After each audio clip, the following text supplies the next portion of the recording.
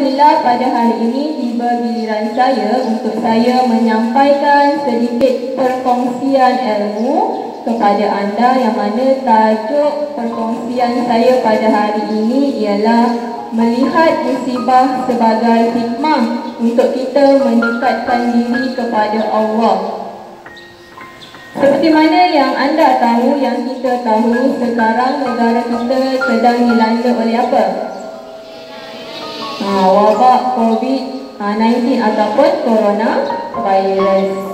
Dan apa yang berlaku seperti wabak yang kita hadapi hari ini, atau kita boleh katakan satu musibah yang berlaku adalah merupakan sesuatu yang telah berlaku dengan izin dari Allah. Maknanya kat sini musibah yang Allah timpakan, datangkan kepada kita, semuanya datangnya dari izin Allah. Jadi apabila kita merujuk kepada musibah, apabila kita merujuk kepada musibah, ramai yang melihat dari sudut negatif, betul?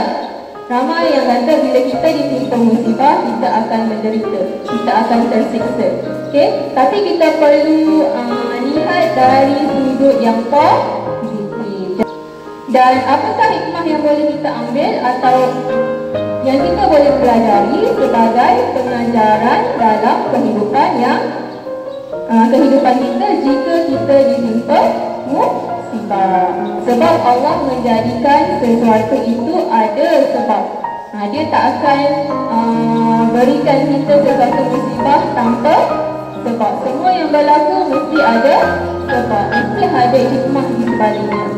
Bermaksud kita mesti lihat, mesti ada hikmah berlakunya perkara ini ataupun keadaan ini. Pertama, kita lihat dari sudut Allah sayang kepada kita. Allah berikan timpakan musibah ini kepada kita sebab Allah sayang kita.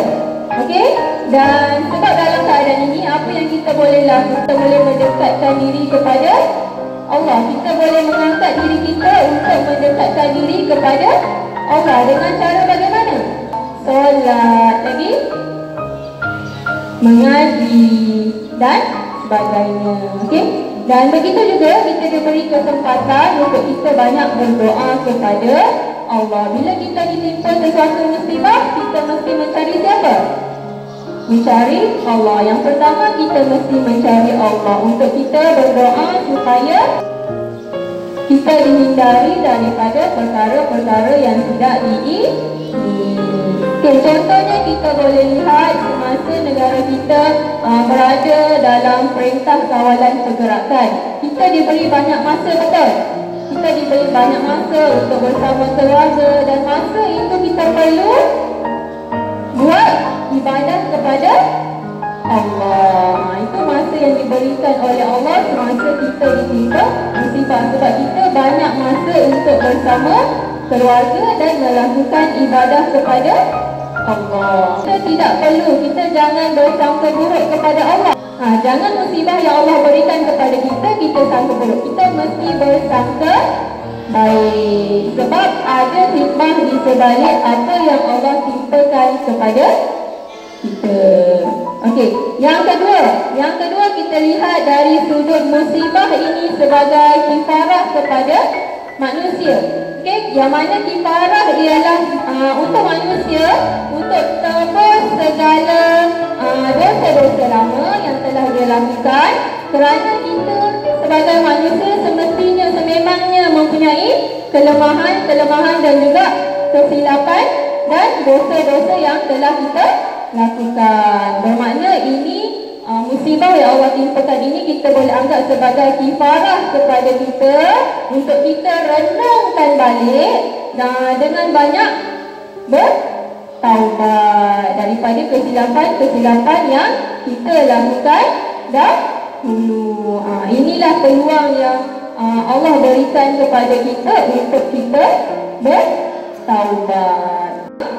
Kesimpulannya di sini, apa yang kita perlu buat? Kita perlu bersabar. Kita perlu bersabar dalam menghadapi apa sahaja masalah musibah yang Allah berikan kepada kita. Anda sebagai pelajar, bagaimana cara untuk anda menghapuskan rantaian COVID-19 ini? Jaga jarak fizikal anda. Okey, patuhi SOP yang telah dibuat dan bekerjasama dalam menghapuskan rantaian COVID ini. Okey, banyak pengajaran yang boleh kita ambil daripada masalah ataupun musibah yang Allah timpakan kepada kita, dan kita perlu bersabar. Assalamualaikum warahmatullahi wabarakatuh.